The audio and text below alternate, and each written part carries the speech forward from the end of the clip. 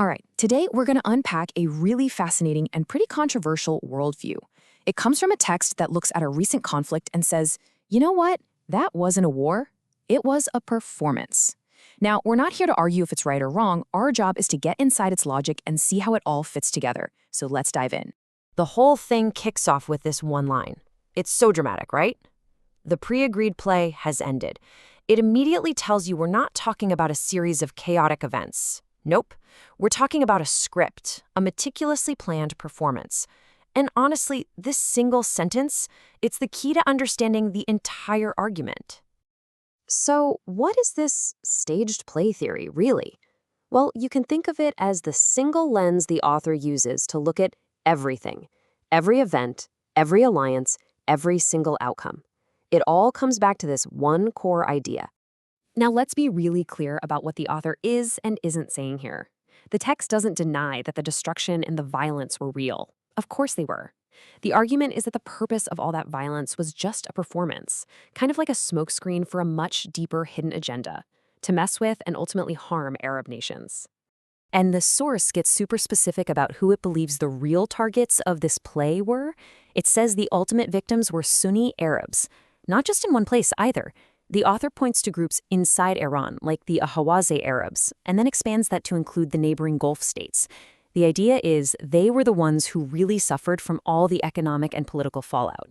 Okay, so if it was a staged play, then who were the actors? Who was pulling the strings?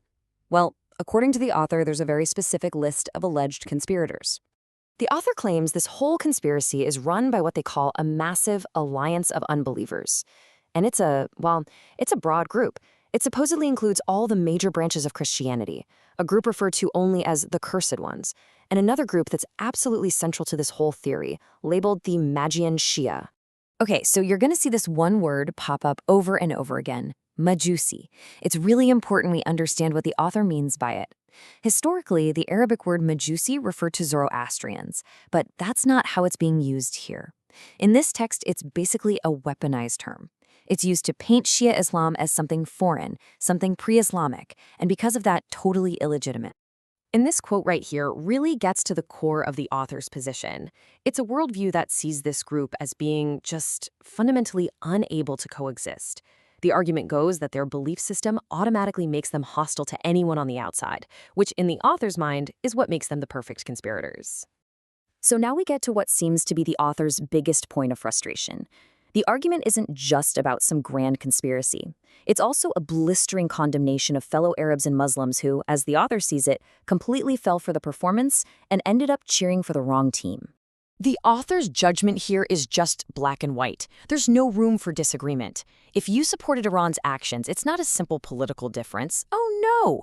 In this worldview, you were either a naive fool who doesn't get the game, a willing traitor working with the enemy, or you're secretly a member of the very group being condemned. That's it. There's no other option. I mean, listen to that. The author sees any public support for the enemy as absolute proof of a deeper alignment, both ideologically and even religiously.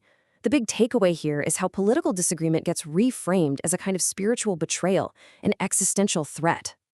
And that brings us to the final piece of this theory, which holds its most specific and its most serious accusation. The author points to the conflict in Gaza as the ultimate proof, the smoking gun, that the staged play was real all along. According to the author, the entire Gaza conflict was a setup, an inside job. The text lays out the step-by-step conspiracy. Iran's allies allegedly start the war on purpose. Then they work with the Cursed Ones to pick out the targets. And here's the most chilling part. The claim is that their own agents and families were secretly pulled out of those areas right before they were hit, leaving everyone else, including who the author calls the true leadership, behind to be sacrificed. And the grim conclusion of this whole theory? That the original, sincere leadership was completely wiped out in this pre-planned destruction.